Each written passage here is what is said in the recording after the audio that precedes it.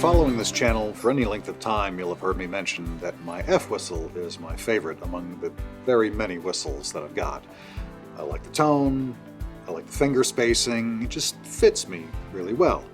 In fact, I've only ever had one other low F whistle, and that's this one from Glenn Schultz. So when RUI GOMES reached out to say he was going to ship me one, along with a couple of other things, I was really excited to get to try it out. So let's do that.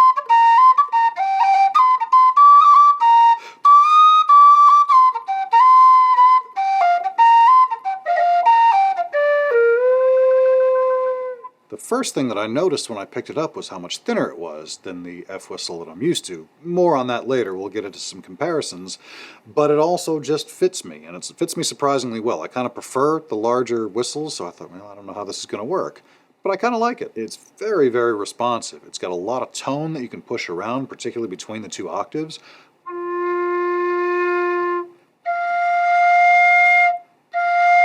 And you can really lean on that note, which is kind of unusual, I think, and it gives you a little bit more flexibility that you wouldn't ordinarily have. I mean, most of the time with a whistle, you kind of get what you get. And interestingly enough, you've got some range there too. It balances well volume-wise between the two octaves, but if you want to emphasize it, you can push that a bit without worrying about the note breaking.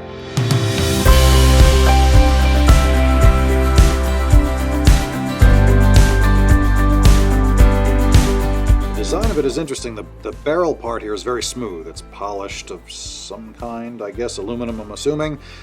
Very, very smooth. The holes have a bit of texture to them, so you can obviously feel where they're going, because the rest of it is very smooth.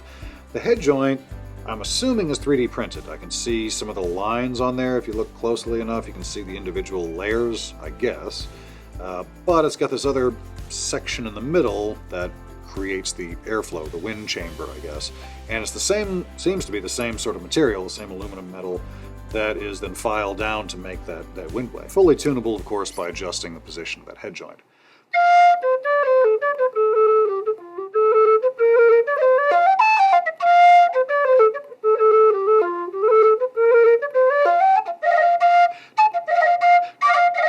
Good punchiness throughout that second octave D there when you can really rip those crayons out. That's a good sign. Let's come back to these at the end of the video here, because I want to talk about the two F whistles in question. This is the Gary Humphrey that I've been playing for 10 or 15 years or so, and this is the new one here from RUI. You can sort of see straight away the bore diameter thing. Hopefully you can see that in the video anyway. This is definitely narrower. They don't quite fit inside each other, but it's very, very close. Okay, hopefully I've got this kind of lined up. The bottom holes are, in theory, lined up there, and you can see the relative finger spacing between the two whistles. Bore diameter is narrower on the GOMES whistle, so the spacing is also slightly narrowed. Not a huge difference, but if you're of the persuasion that has smaller hands, and maybe the thought of the F whistle spacing is a bit daunting, this is going to be a little bit easier. I still kind of prefer the Piper's grip on this particular range, just because that's what I'm used to, but you could easily reach fingertips without too much of a hassle. I just kind of prefer it this way myself.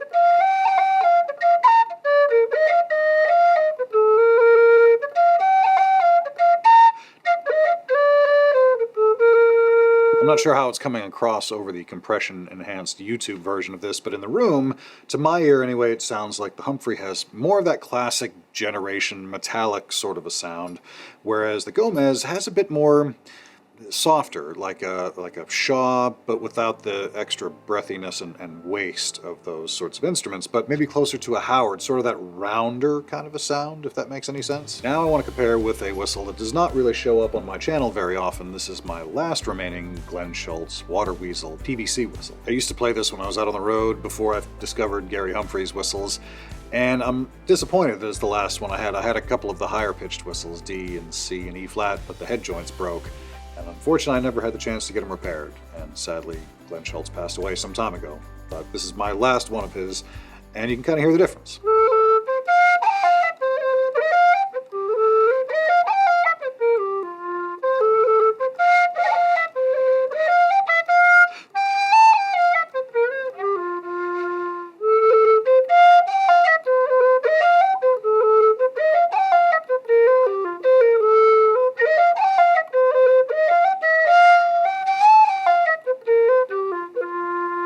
There again, it might sound different to your ears, but to mine, the Schultz has a bit more sweeter sound.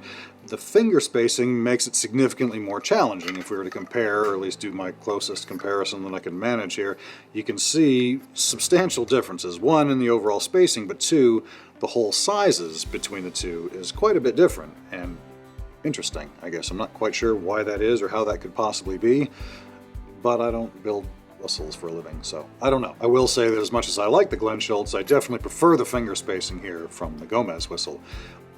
Really fits my hand a lot better, and that's sort of one of the reasons why I was looking for something else. It just didn't quite suit me, whereas this really fits. Price is another interesting comparison point, because this whistle from RUI GOMES is just over $100, $101 last I checked on his website. Significantly lower than the Humphrey. I think that's about $150 or $160. I'll have to double check that. I'm not sure who else is making F whistles, but I don't think they're terribly cheap. This is a pretty good price. Let's check tuning using my now standard non-scientific tuning app.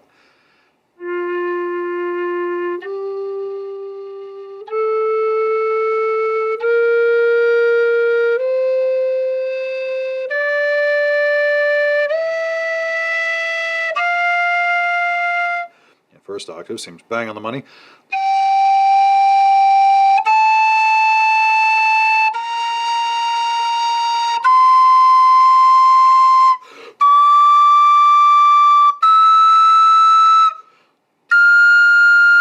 Wow, even through 3, yeah, very solid. In addition to that F whistle, RUI was kind enough to include a couple of other things. This is a B flat, one of my other favorite keys to play around with. Of course, a high D whistle, so I can compare with loads of other things, and a low D whistle now. So I've got quite a few of these to try and compare against too. So if you're interested in any of that, do hit the subscribe button, give me the thumbs up. Check out RUI's website. He's got lots of stuff, including flutes. He sent me a flute some time ago, an early pre-production model of that. That's really a fun one to play around with. So check out his site. He's got loads of cool things on there. And thanks again for shipping me all these lovely instruments across the ocean. I appreciate it, and see y'all in the next one.